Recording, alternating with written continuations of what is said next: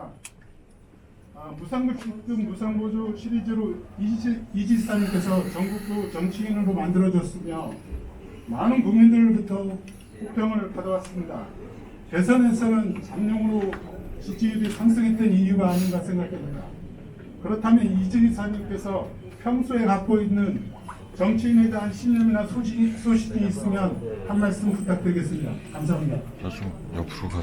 네, 말씀하신 것 중에 첫 번째, 두 번째는 아까 말씀드렸던 거로 제가 대체했으면 싶어서 양해 부탁드리고, 두 번째 정치에 대한 소신이 있느냐 말씀을 제가 잘 해드리도록 하겠습니다. 제가 아주 자주 쓰는 용어로 박민경 팀장님이신가요? 정치의 본질이다라고 생각합니다. 네, 박민경 팀장님이시나요? 사람이 모여 사는 세상에는 광교신문의 지용진. 자기 욕망이 있죠. 광교신문의 지용진.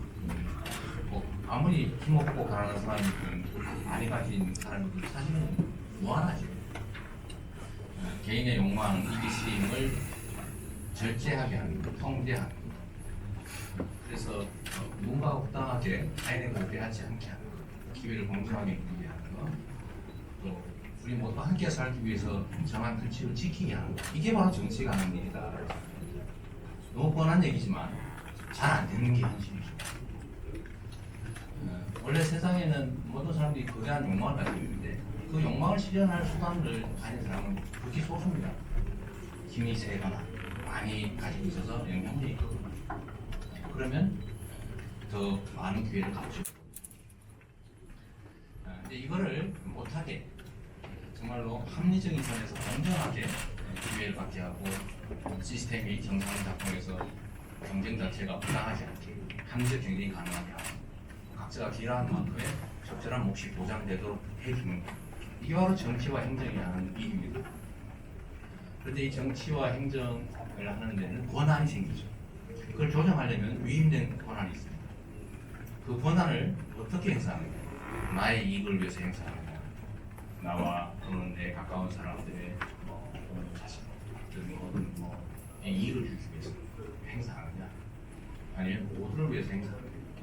내가 뇌물이라도 받고 뭔가 이익을 얻기 위해서 행사하느냐? 전체를 위해서 행사하느냐? 그런 건 안 되지만 인간이라 그런 유혹이 언제든지 노출되죠. 유혹도 있죠, 압박도 있죠, 압력도 있죠, 강요도 있죠.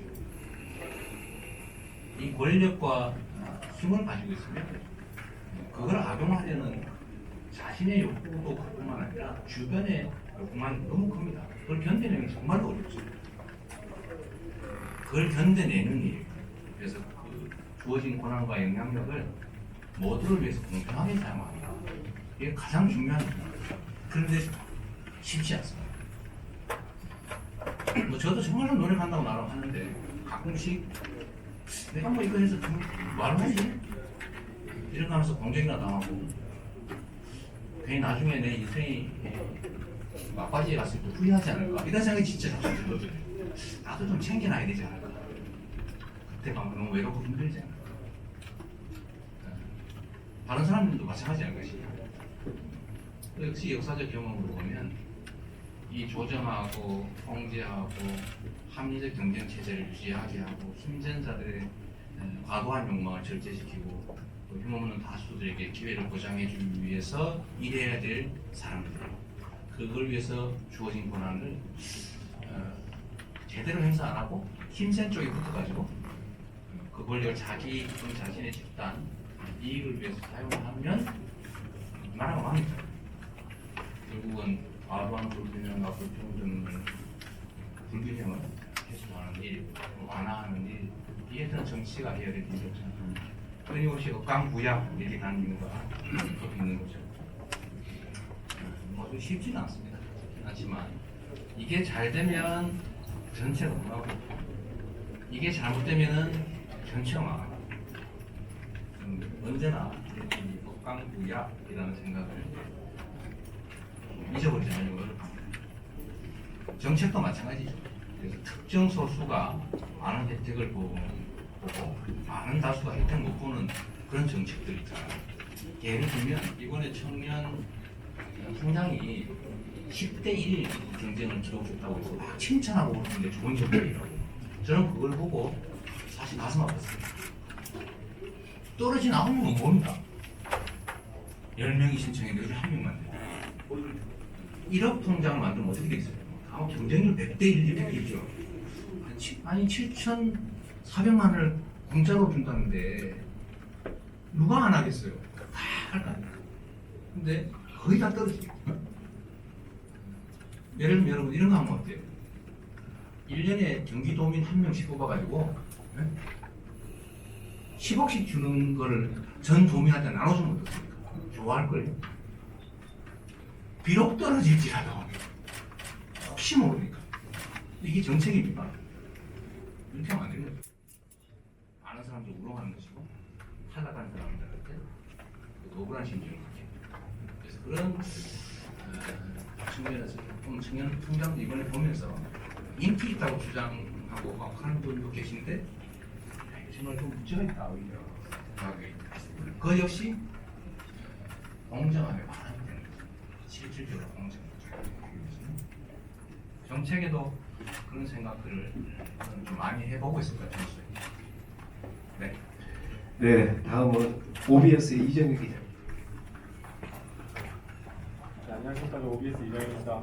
취임서부터 참 다다다난한 1년 보내셨는데요. 마음고생 많으셨을 텐데 1년 소회 한 말씀 부탁드립니다.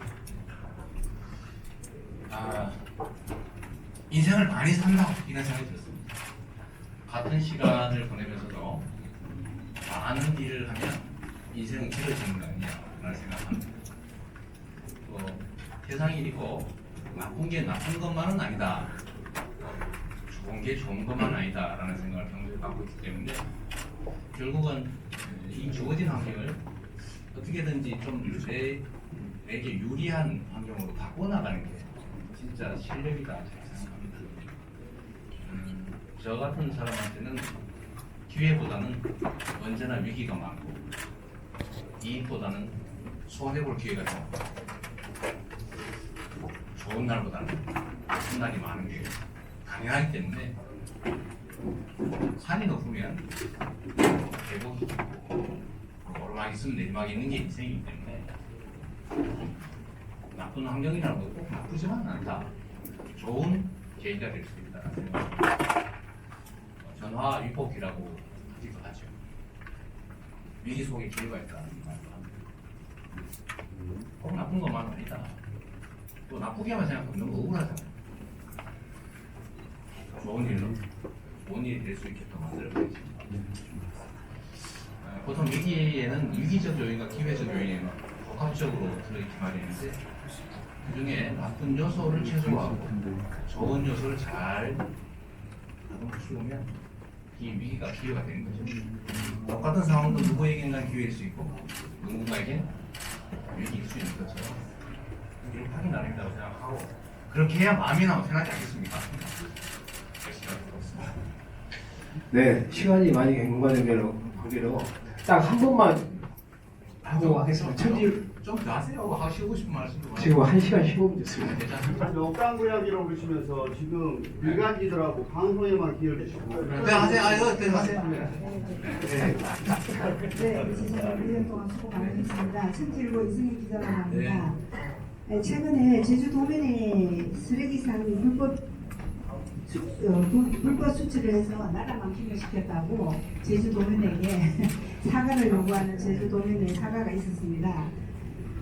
정작 우리 경기도에서도 곳곳에 쓰레기상 불법 주민들이 굉장히 피해를 많이 보고 있거든요. 그래서 최근 이제 쓰레기 전담 행정경찰들이 써놓은 걸로 알고 있는데 이것으로는 근본 문제는 해결이 되지 않는다고 생각이 듭니다. 그래서 이제 지사님께서는 경기도에 산재되어 있는 쓰레기산 그리고 또 앞으로 도래할 쓰레기에 대한 근본적인 대책이 대안이 있는지 말씀해 주십시오. 뭐 여러 가지 정책들이 필요한데 간단히 말씀드리면 첫째는 쓰레기 양을 줄여야죠. 재활용할 수 있는 건 최대한 재활용하기 위해서 쓰레기 총량을 줄이는 게 정말로 중요하다고 생각합니다. 그래서 저희가 이제 환경부에 예를 들면 페트병 이게 지금 문제인데 페트병에 그 상표를 붙이는데 그걸 본드로 붙여놔가지고 그걸 재활용하려고 떼려니까 비용도 많이 들고 떼는 과정에 화공약 호수를 사용해야 되니까 수질 오염이 발생한다. 그래서 그거를 쉽게 떨어지는 그걸 붙이면 재활용이 너무 쉽다는 거예요. 근데 생산비가 적게 드니까 그냥 본드 치르면 편하잖아요. 본드가 싸니까. 근데 이거를 환경부나 이런 데서 좀 바꿔가지고 쉽게 분리되는 그런 걸 바꾸자라는 제안을 저희가 환경부에다가 비공식적으로 하기로 했습니다. 예를 들면 이런 식으로 쓰레기 발생 총량을 좀 줄이는, 재활용을 늘리는, 특히 일회용품들이 있는데 일회용품 사용에 부담을 좀 늘리고, 사용하는 사람은 부담을 늘리고 또 안 쓰는 사람은 억울하게 쓰레기산 피해를 입으면 안 되니까 이용자 부담을 좀 강화하고 그런 방식으로 줄이는 게 중요하겠습니다. 두 번째는 쓰레기를 처리하는 비용이 너무 비싸다는 측면이 하나 있겠죠. 그러니까 갖다 버리는 게 너무 이익이 큰 거예요. 톤당 보통 한 20만 원 전후 이렇게 한다고 하는데 10,000톤 갖다 버리면 20억 생기는 겁니다. 나죠. 그러니까 자꾸 갖다 버려요. 처리하는데 비용이 드니까. 그 비용을 낮추는 문제도 좀 필요할 것 같고. 세 번째는 버리는 데 대한 제재를 강화해야 됩니다. 그 많은 사람들은 피해를 입히면서 돈을 버는 거 아니에요. 결국 다 돈이에요. 그래서 거기에 대해서는 엄정하게 수사하고 엄정하게 책임을 묻는 시스템을 갖추어 나가야 되겠다 생각합니다. 그래서 결국은 이제 감시원도 늘리고 일자리도 만들고 수사 인력도 늘리고 이렇게 하고 있습니다. 아마 지금 인천 매립장 문제가 너무 심각.